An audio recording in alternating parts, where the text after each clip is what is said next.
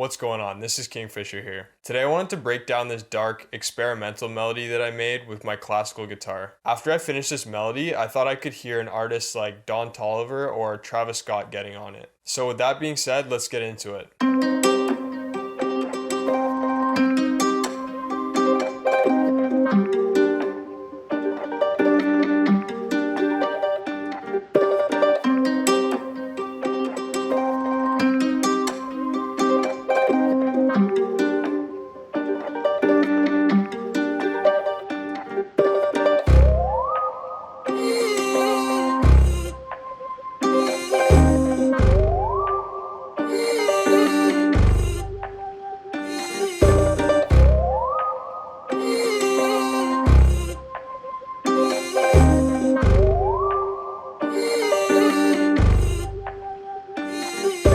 So hands down, the most important thing when you're creating these types of melodies is picking the right chord progression to set the vibe of the sample. For this melody, I picked a 1-5 chord progression because it created that dark vibe that I was going for. To start off this sample, I laid down some broken chords with my classical guitar and just recorded them straight into FL Studio.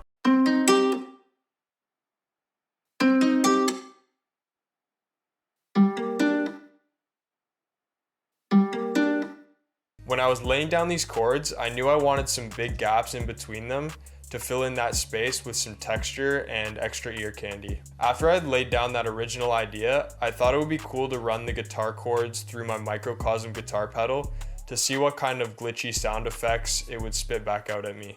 So I ended up running those guitar chords through the microcosm with 4 different effect settings. This gave me a bunch of different textures and glitches that were in the same key of the melody that I could use to fill in the small gaps in between the chords. And this is what those elements sounded like.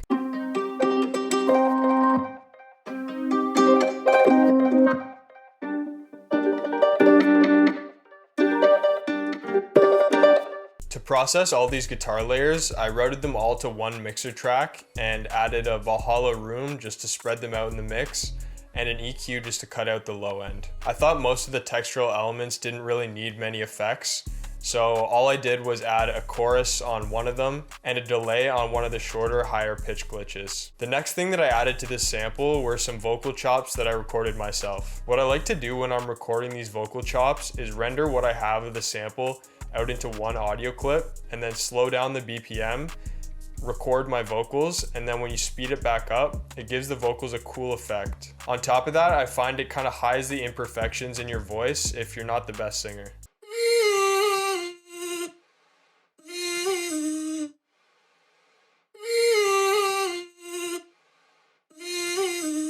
The effects that I like to put on my vocals for these types of samples include an auto-tune, an OTT which brings out a lot of energy and airiness in the vocal, some type of chorus or flanger, some type of reverb to make it more ambient, and an EQ just to cut out any unnecessary frequencies. I also chose to put a shaper box on there to give it a bit of a pulsing feeling. The next thing that I added to this sample were some textures and sound effects that I found in a one-shot kit.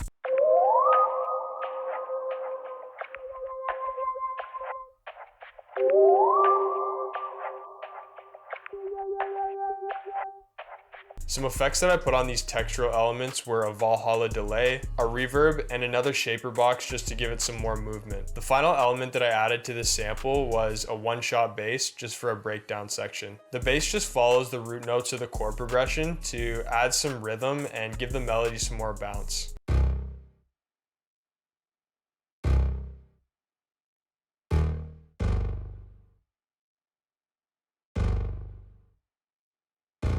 The last thing I did was arrange the melody into a song-like structure. One thing I like to do with my melodies is introduce as many elements as possible, or just put the most catchy section in the first 8 bars to really catch the listener's attention. After that, I like to slowly remove elements of the sample as the melody progresses. So that's pretty much my process when I'm making these types of melodies. If you found this video helpful in any way, it would really help out the channel if you hit that like button and consider subscribing. So with that being said, we'll see you in the next one.